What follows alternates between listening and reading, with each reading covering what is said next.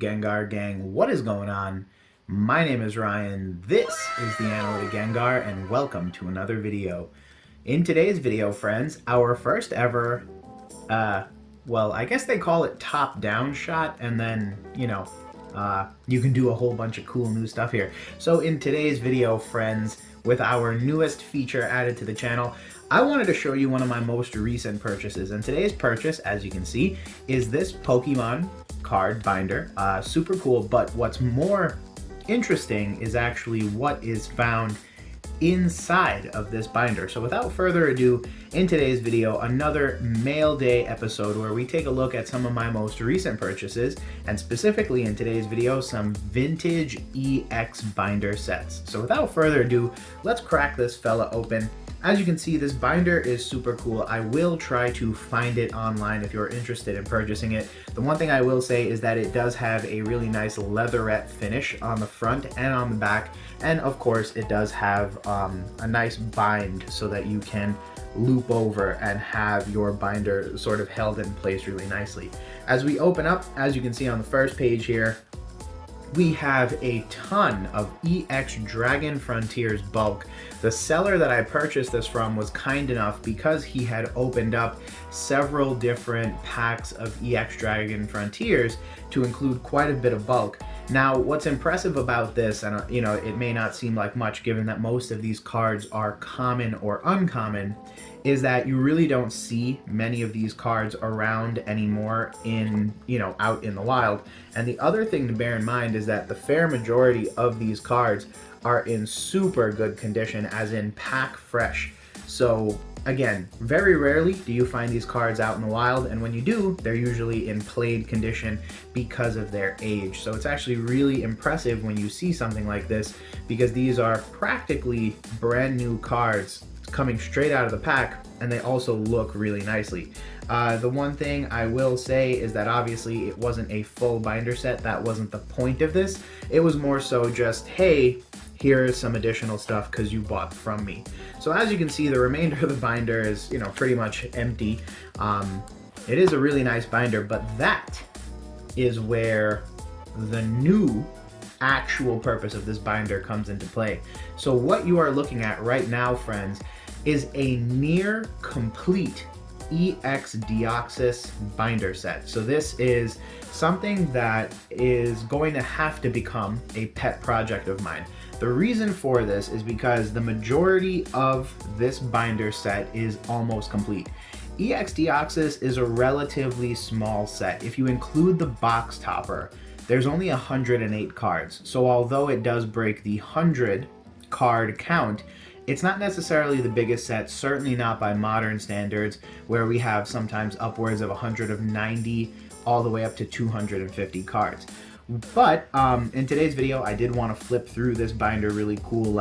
As you can see, there's a couple of things that separate some of these older vintage EX sets from the stuff that we see nowadays. The first thing that you might notice right off the bat is that this particular binder, although it is ordered in order of card number, you'll notice that the different types kind of span across the range. Back in this era of trading cards, I do believe what Pokemon did was they almost did it kind of by rarity. So what they did was they put the holographic rares in the front of the set, then they mixed in the commons and uncommons, and then at the very back of the set, you had your ultra rares, which back then the only type of ultra rare that there was actually the EX cards. So as you can see here, we have the variety of holographic rares, and one of the things that I did want to do is also show you all one of these holographic cards. So here's what the Gyarados looks like, and let's see if I can get the camera to focus up super quickly on this as well. So there you go. This is what one of the EX Deoxys holographic cards look like. I really do think it's a cool card, and it really does have a really nice effect on it. Back then, they basically went with this sort of Cosmo foiling on each of the cards, and again, they look really cool. As you can see, the back of this card is in decent condition, all things considered, so this is really one of the reasons why I thought this was an outstanding binder to purchase, is because not only was it coming, by the way, this is exactly how it came from the seller, but the other thing that I thought was really impressive was that most of these cards are in moderately good shape, which again is really cool. I figure even if you theoretically had to break this down, grade all of the holographics, and then try to sell them, I do think you had, you know, sort of the built-in value right there. The other thing that I wanted to point out is the reverse holographic card. So here's what the reverse holographic looks like. And as you can see, that is a really trippy pattern. So unlike the Gyarados, which obviously had just your standard, regular, normal pattern, this has what is known as the reverse holographic pattern on it. You'll also notice one thing that is very eminent on this card is the Deoxys stamp, which is right there. And so that is the two different types of holographics that you very commonly see. The way that these particular cards worked back in the day is that you could pull the rare holographic cards in the holographic slot of the pack. And then, as you've seen on this channel actually, whenever we open up EX era cards, you also have a reverse holographic slot similar to what we have today. The only difference is that back then, the cards were stamped with the set logo. So you'll see, for example, this Mightyena has it, as well as several other cards. One thing to note is that the common and uncommon cards had the stamp as well as the unique foiling, but what they didn't have was the rare gold lettering for the HP and the name. That was reserved for the reverse rare cards. So technically there's quite a few different variations of cards that you can get. You could get a card like this one, which is a rare card but is non-holographic, and you would pull this out of the rare slot. Then you can get a card like Gyarados, which is holographic, has the Cosmo foiling pattern, and is in the rare slot. And then you can get a card like this Crawdaunt, or this Mightyena, or this Ludicolo, and all of those cards would be pulled out of the reverse slot. It's kind of weird, because if I pulled a card like this, it's actually, you know, great, it's amazing, I'm really happy that I pulled it, but ironically enough, I've pulled cards like this. I pulled a Feraligatr out of EX Unseen Forces, and while we didn't get anything big, ironically, out of the rare slot of any of the 4 packs that we opened up, I did pull that reverse rare, and that was actually kind of the big hit for that opening. So not to say or compare EX to Hidden Fates, but it is kind of nice opening up EX cards sometimes, because you do kind of have 2 shots. You do have a chance to pull a really dope reverse rare card like this one, or something, you know, more traditional like a holographic or a ultra rare EX card. So it is pretty nice, all things considered. So as I turn the page, here we have some of the non-holographic cards. EX Deoxys, one thing I noticed is that it's very heavy on rare cards. Up till the Xatu, I believe, can be a rare holographic or rare reverse holographic card. So I believe 28 out of the 107 cards are in fact rare cards, which is pretty funny. And then from there, you know, things kind of get a little weird, so we move into the uncommon and common slots. As I was mentioning, they do kind of mix it up. So in common sets, or rather in common day sets, what you'll see is that the organization of the cards is basically by type. So typically it starts out with the grass, then it goes to the water, the fire, and then we go through all of the other different types that are in the particular set that we have, right? And then in something like Hidden Fates, what might end up happening is you have like a secret shiny vault on the back end. Over here and back, you know, in this particular era of Pokemon, as you can see, they just kind of mixed in cards all over the place. So it was actually pretty funny. The one other thing is that, you know, you might have a Lombre, a Lotad, but your Ludicolo was way earlier in the slot. Nowadays, typically what you will see is they will try to keep the evolutionary lines basically in order, so that things don't get weird or wonky as you go along. And the other thing you'll notice is that this entire binder so far has been free of ultra rare cards, and the reason for that is because all of the ultra rares, as I mentioned, are sort of in the back of the binder. Today, if you were to open up, you know, Battle Styles or Shiny Fates, what you'll notice is that, you know, they may have a few cards, and then they may have a V card, and a V card is technically an ultra rare. And then they may also have a V Max, and that's also sort of in set. The only cards that are reserved for the back of the binder would be Full Art Trainers, full art V cards, and then the secret rares and, you know, stuff of that nature, gold cards and rainbow rares. So, you know, another thing just to kind of see how the trading card game has kind of evolved over the years. You know, they've definitely kind of finely tuned the way that they go about it. And then as we kind of move along this binder, one of the things you'll notice is that there aren't too many stamped reverse holos. There is this core fish right here, and I'm gonna actually take it out of the sleeve just so you all can see it. One of the things that's really cool is that I'm gonna pull up these real quick for you. So you can see the two different cards here, right? Here's the regular card. As you can see, nothing special about it. It's just a regular common card. And then you have the reverse holographic, which, as I mentioned, I believe this card is a common card. And as you can see, it has the stamp, it has the reverse holographic foiling, but it does not have the gold lettering that would be reserved for a rare card. So that's how you can see kind of the difference between that. And then as you can see, it's kind of weird, but we kind of move along and things get even weirder and wonkier as we go.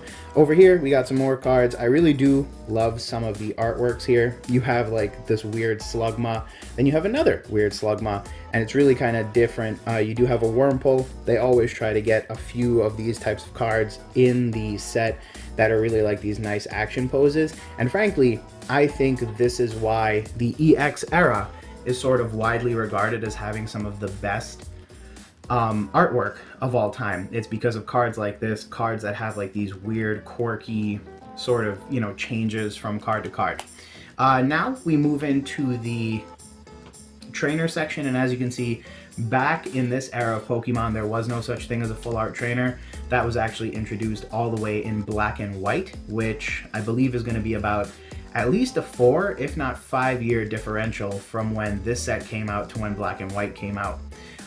So you'll notice, you know, there's not really much of anything going on in terms of trainers. I don't even believe back in this time, I don't even think, yeah, there were supporter cards, but there were not, you know, anything like that. There were Pokemon Tool and supporter cards, but there weren't like trainer and stadium cards. Actually, no, there's a stadium card right there. So they certainly had a different vibe to them back in this day. And then finally but not least, I think this is the page everyone was really curious about. So as you can see, we do have a few other trainer cards towards the back end here. And mind you, all of these cards can also be reverse holographic in the same way that the core fish was, as well as any other cards. And then ignoring this Crobat, this is what basically I was given for the ultra rares. So I do have a Manectric EX as well as a Hariyama EX. And then I was lucky enough to actually buy this Crobat for like $5 on eBay. It is creased, but I don't care because in a binder, you can't even tell what's creased or how rough the back looks. So this is where my EX Deoxys binder is currently at. Next steps for me are going to be, ideally, filling out the rest of these pages. And I've already gotten a pretty good start on that. So I think now, you know, the next thing is going to be, you know, just kind of working to complete this. Right here, I believe is going to be card 99. So technically right over here should be card 108. With that said, the Rayquaza Gold Star is card 107.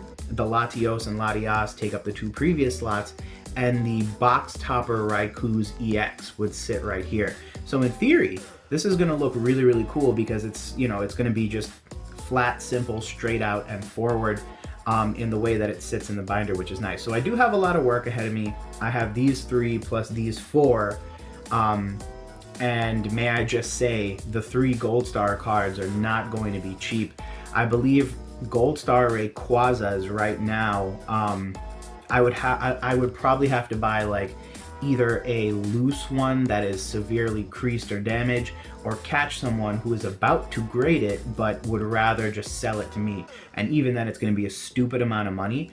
So what I might do is I might like print out a proxy or buy a cheap proxy if I ever find one, very clearly mark it as proxy and leave it back there. And that'll kind of be what I do for right now until I find one that I like that will look really good in the binder. So, you know, up till now, this binder has cost me $605.